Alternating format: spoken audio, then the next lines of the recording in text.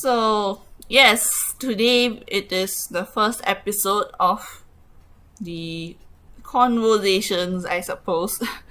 and the first topic we will be looking at is identity, as you can see on the PowerPoint slide, I think. Yeah. Uh, so, what am I going to really explore today?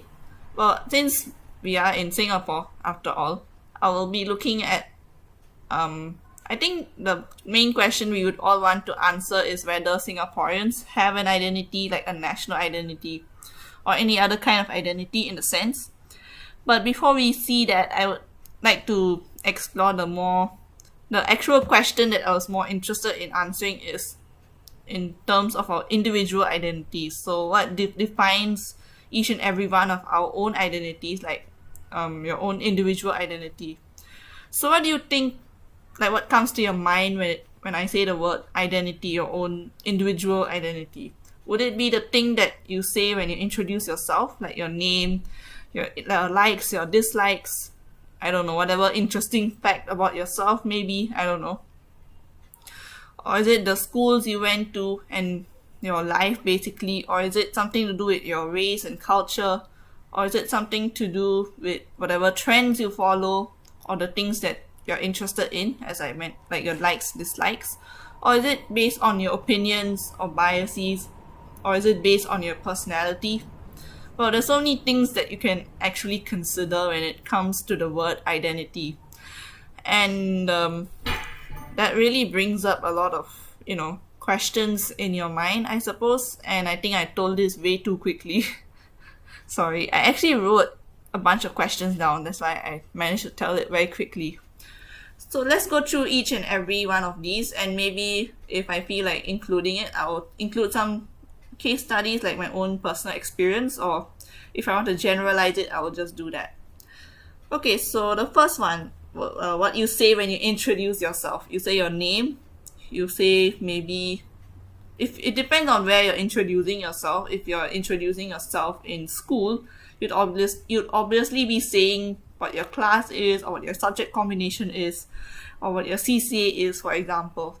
And if you're introducing yourself outside school, like in a workplace area, it will be something like, I don't know what people say in the workplace, but maybe the department and things like that, or their hobbies and stuff. Like, I'm not exactly sure how people introduce themselves outside school, because yeah.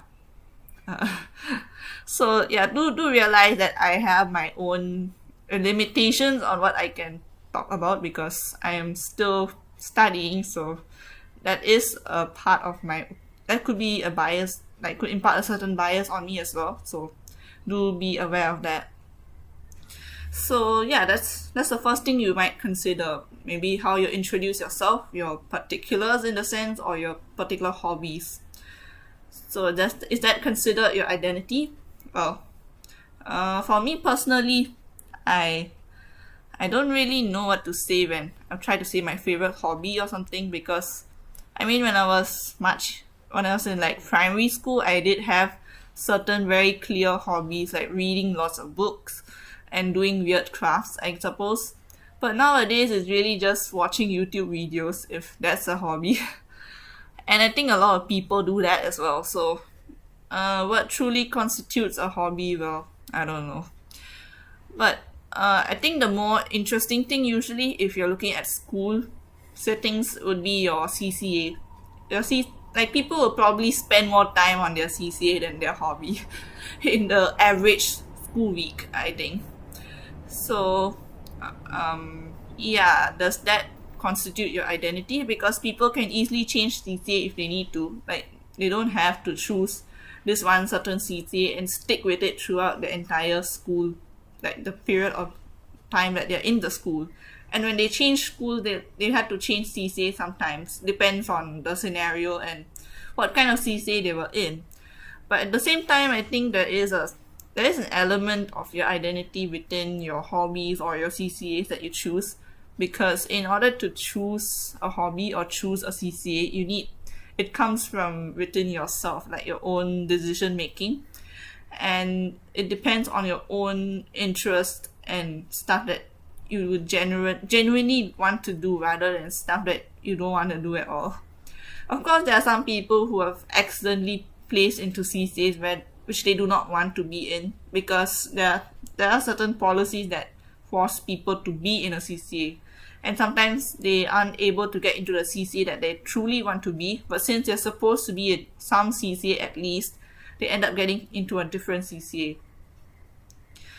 And of course, in such scenarios, sometimes the CCA will then mold their identity further on rather than their identity defining what CCA they choose. So, wait, what did I just say? If I say it that way, that means that they already have the identity before they choose the CCA. Or if the CCA molds their identity further after they choose the CCA or after they are put into a certain CCA. So in this sense, it seems like identity may not be purely defined by your hobbies, but it could be modified or nuanced, made more nuanced by your hobbies or your CCAs that you do. Because, I mean, if you think about it, before you do any of these activities, like before you, like at the very beginning, you learn how to do the very basic functions of life, and you go to school and learn the very basic stuff like adding up numbers and learning the basic words of your language, I suppose. And before you do any other kind of activity, like these are the very first things that you learn. And even before that, would you consider that, what I wanted to say was, would these activities also be part of your identity? Oh man, this is getting too meta. Yeah, so we need to see where the identity starts forming before we can define what an identity is. Oh no.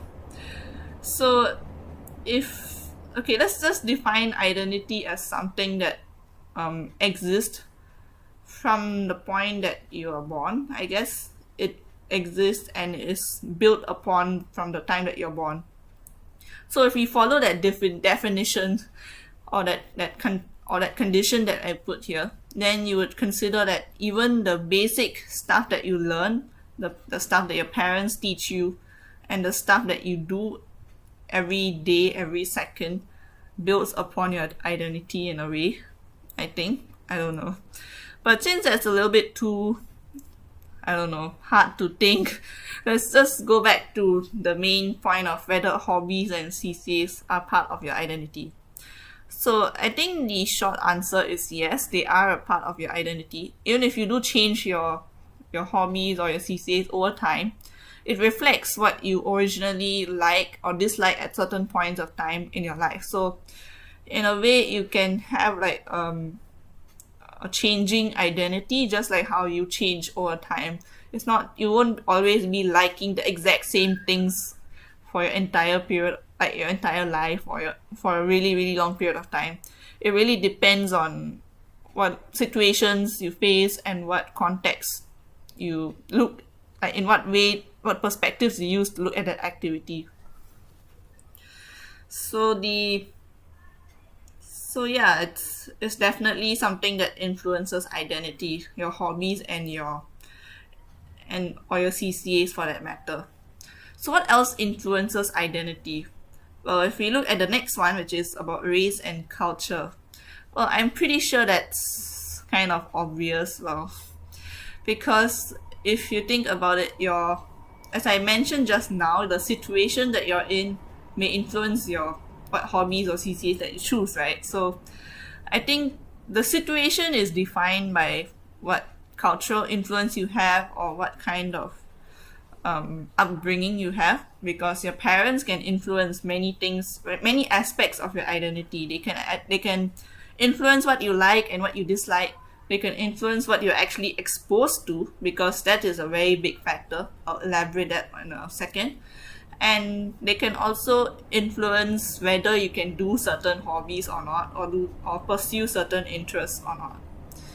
So on the idea of what you're exposed to, basically, this may be intentional or unintentional, but in a way, the stuff that the parents view eventually be seen by the kids as well. So let's say if the parents themselves are very widely versed in the media, basically, like they watch all kinds of media, they're exposed to a global, like, media from all kinds of different countries in the sense, then the kid will also be into different kinds of media from various countries.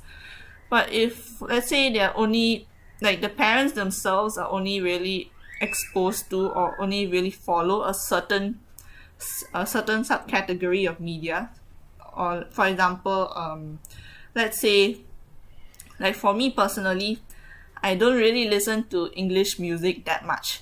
My exposure to it is from school, not really from my parents or anything. I mean, they have nothing against it. It's just that they themselves don't really listen to it all that much.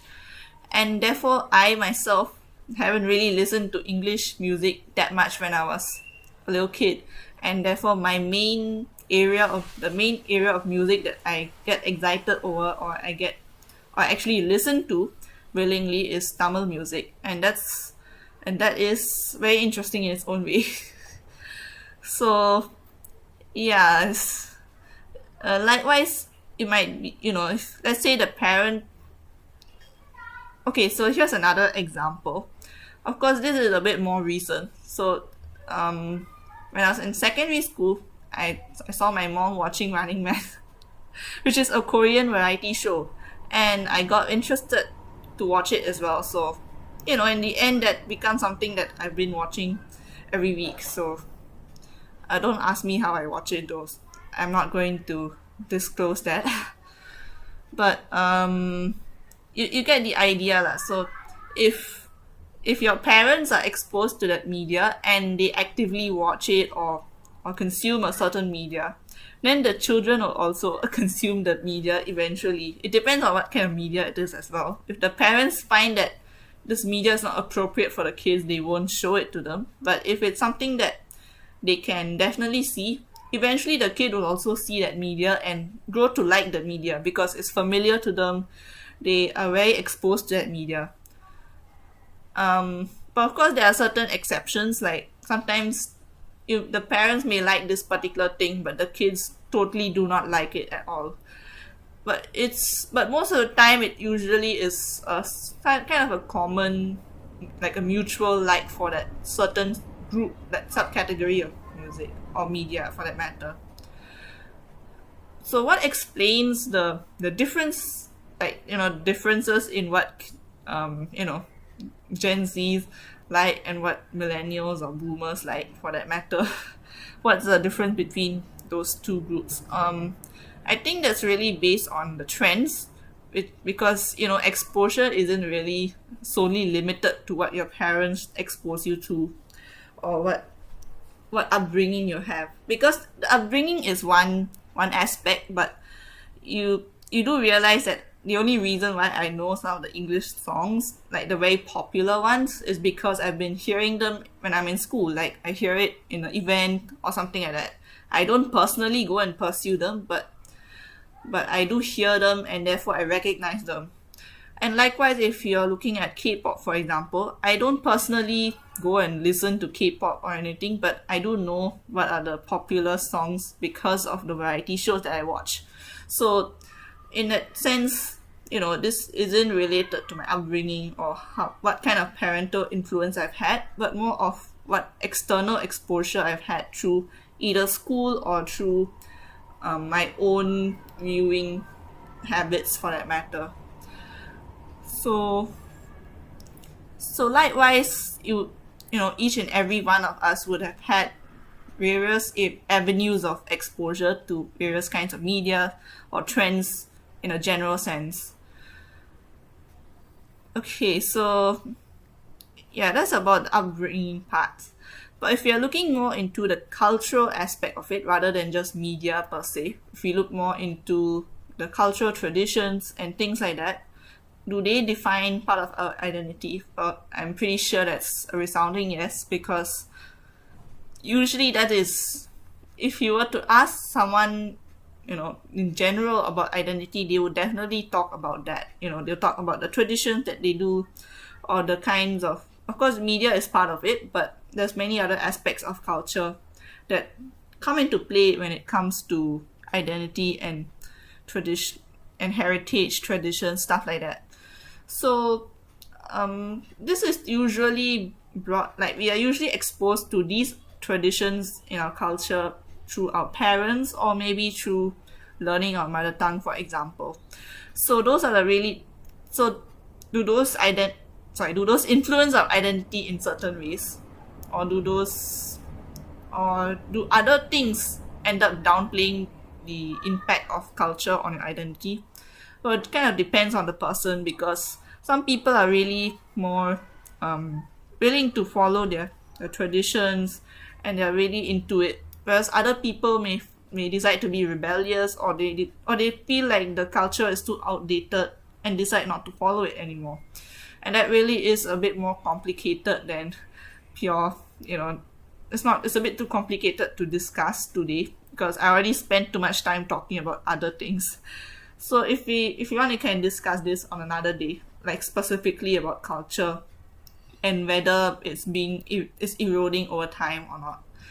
But if you're looking at its impact and identity, it is more of like the base, maybe, because it's your upbringing and whatever influence your parents have, or your culture has, is more of your base identity. And whatever stuff that you do afterwards is either influenced by this base identity, or it modifies the base identity to make it more complex and more nuanced. So let's say, for example, I have my own culture and my own, like, all the traditions and things that I've heard about and I know about, in the sense, and it depends on me how I choose to follow them or not follow them. That's really up to each individual to decide as well. I mean, in a way, it ends up being that ends up being the case. It's not really something I can say whether individuals must follow their traditions or not. It's a bit hard for me to say. I'm not someone, I don't have the authority to say that. but in a way, that's what happens. And afterwards, I'm exposed to certain ideas in school, or certain activities that I do in school, like, be it like in primary school, I'm exposed to a variety of CCAs, and then in secondary school, a certain CCAs and things like that. So whatever I end up doing will also influence my identity, or what I feel describes me the best. So what about the trends? Do they also add on to your identity? Well, it depends on how you choose to interact with the trend. If you are the one who created the trend, or you're the one who strongly associates with the trend, then I would say it is part of your interest. It's no longer really just a trend, but part of your core interest, or something that is truly something, a part of yourself. In that case, it's your identity. But if you're someone who just follows a trend, and then once the next trend comes, you just drop this one and then follow that trend, then I'm pretty sure it's not really a part of your identity, but more of something. The thing that is truly a part of your identity is the fact that you just tend to chase trends. The trend itself isn't a part of your identity, but the fact that your personality, that you tend to chase trends, you like to be on top of things, is part of your identity. So talking about personality, does personality constitute our identity as well?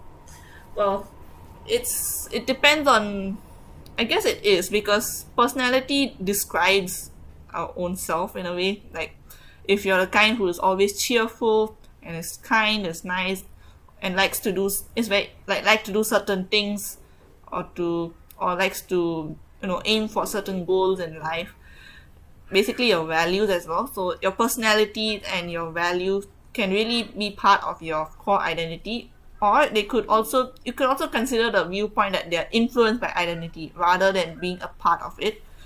But yeah, it kind of depends. I guess it goes either way, but like you can choose to either say that personality and values are part of your identity because they what can I say?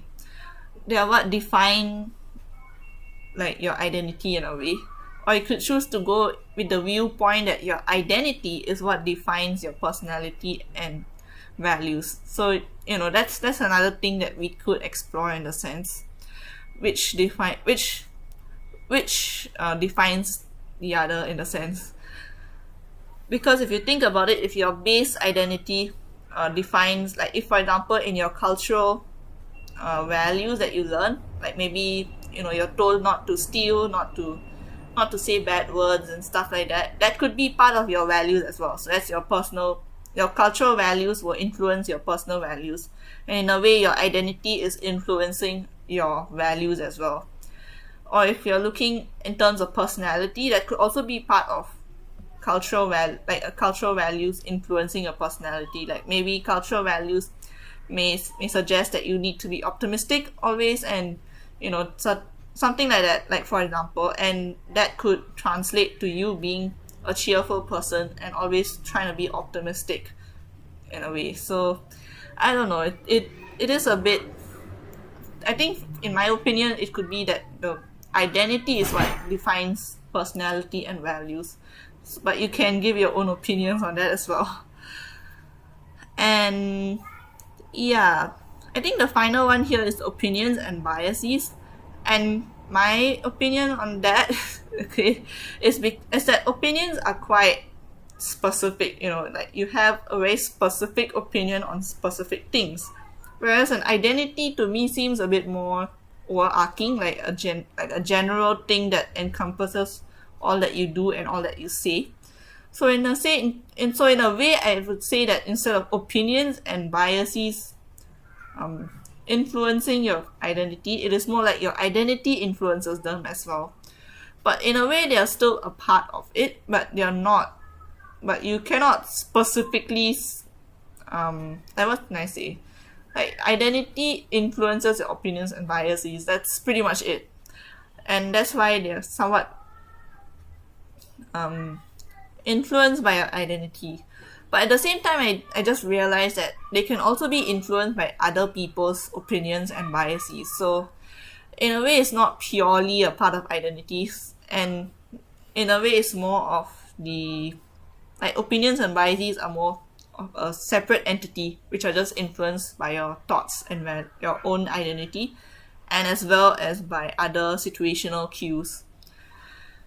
So yeah, I think that's pretty much all that I've covered in the idea of individual identity. So and how do I summarize this? Well, if I want to summarize this, I would say that your individual identity would consist of your base identity, which would be influenced by your upbringing and your culture, as well as more nuanced branches. Like imagine if your base is the base of the tree, and then it branches off in certain ways. They are influenced by your interests, and those branches are formed by whatever activities you choose to partake on, whether willingly or not. Because sometimes if you go through a CCA, after a while that CCA becomes part of your identity. You have a new family there in a sense, and you actually might start liking the CCA even though you didn't like it at first. So with every activity that you try, like if it depends on whether you like it or you don't, that influences your identity and builds upon it bit by bit by bit, and makes it more nuanced, like a branching tree in a sense. And this tree will then produce certain fruits, which would be your values and personality, as well as your opinions and biases. Wow, that sounded so nice. You can write this in your GPS. Okay, sorry, please don't, because more than one person is watching this, so may not be a good idea. But that was pretty cool, right? Okay, cool. So now let's move on to the main question, or actually the question that I just typed there for some reason. Do Singaporeans have a national identity?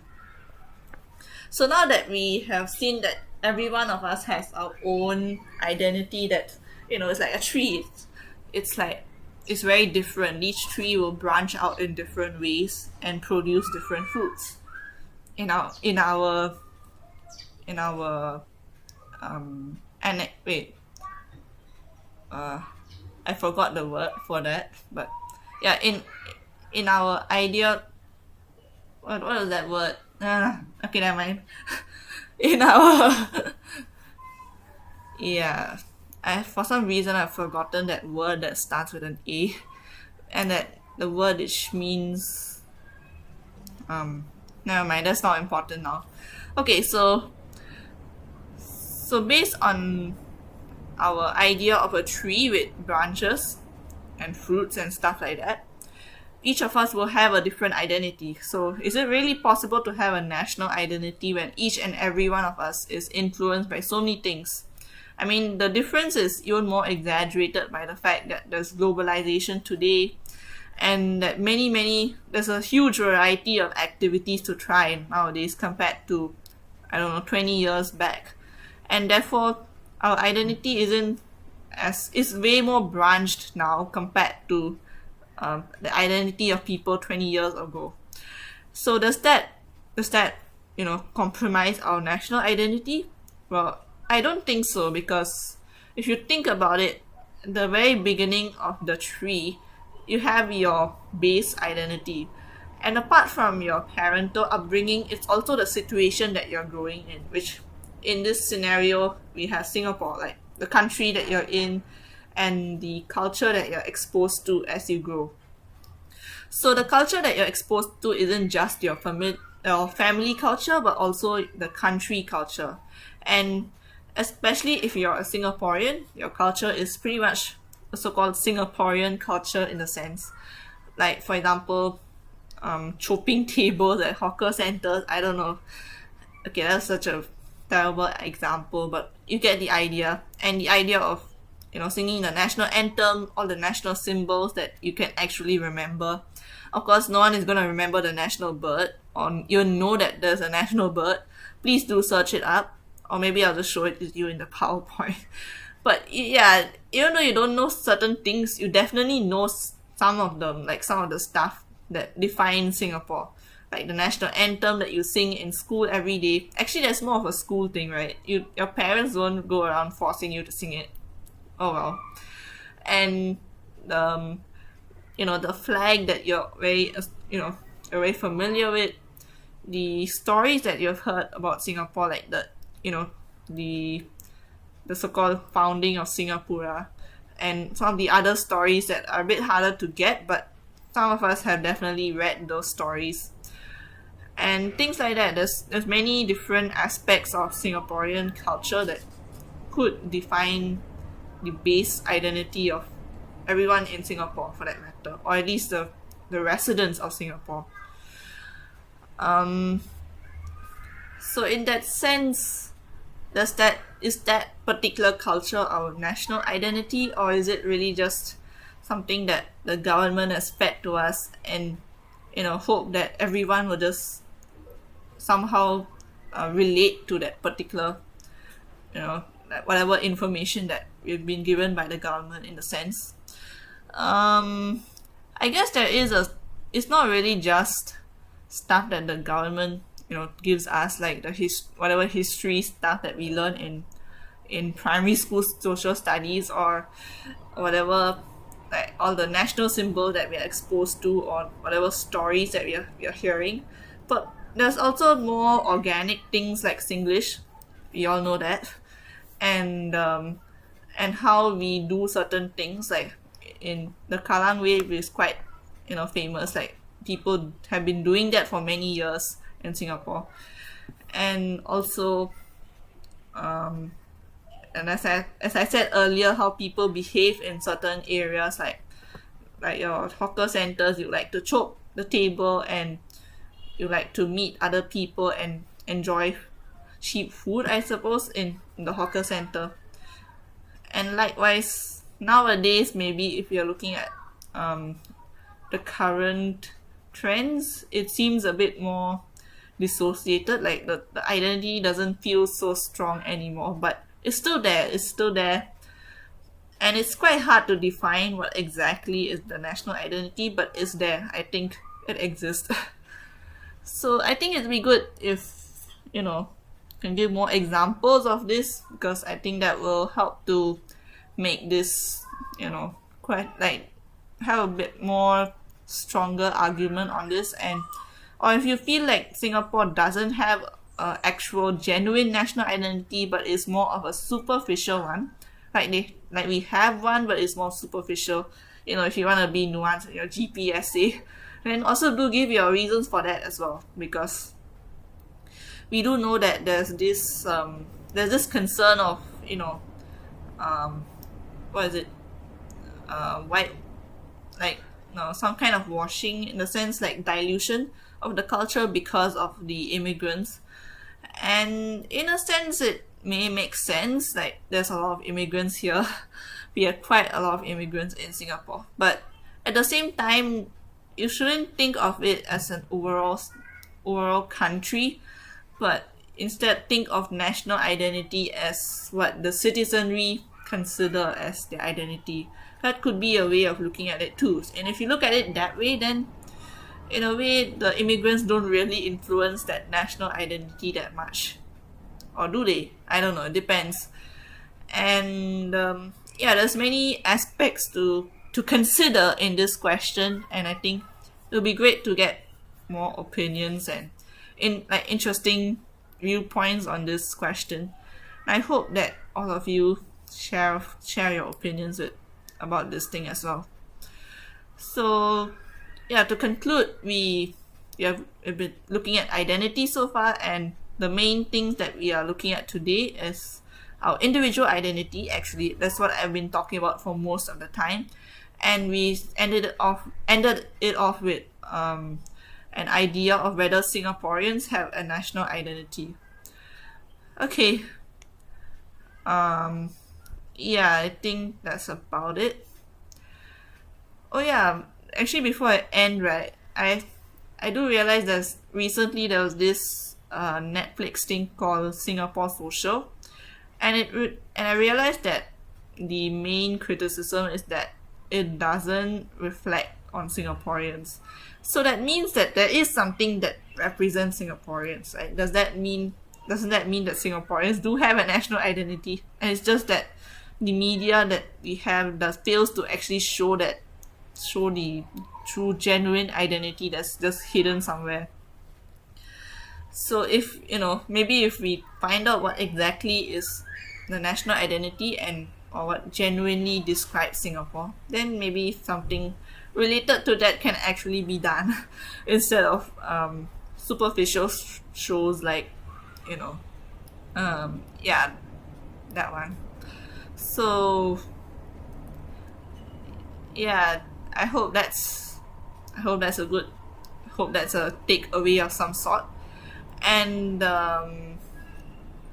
you can give your own opinions on this whole topic, and if you have other topics to suggest, please do suggest these topics as well, because as much as I can think of certain topics, it was like the first thing that came to my mind, because personally I'm a bit confused as to what I should consider my identity, because even though I have my base identity, I've learned other cultures, in a way I've exposed to other cultures as well through the media or through learning other languages. Only one other language, my third language, for example, or whatever I watch on a daily basis. And the fact that when I was in primary school, I used to read a lot of American books, and that actually influenced my spellings of certain words. And I sometimes accidentally spell it in an American way instead of a British way, which I don't know. It's confusing. Yeah. So there's many things that can influence your identity or what you do on a day-to-day basis. So it's good to take a moment to reflect on that and think of what influences your own identity, and whether Singaporeans as a whole have their own identity, or whether it is something that's a bit more like a mesh of many other identities, and rather than a pure Singaporean identity, is more like many other communities. coming in to create like a rojak kind of identity. I don't know. It's possible. So based on, yeah, I don't know what I'm talking. Okay, so, never mind. Let's just end this. I would like to say thank you and bye.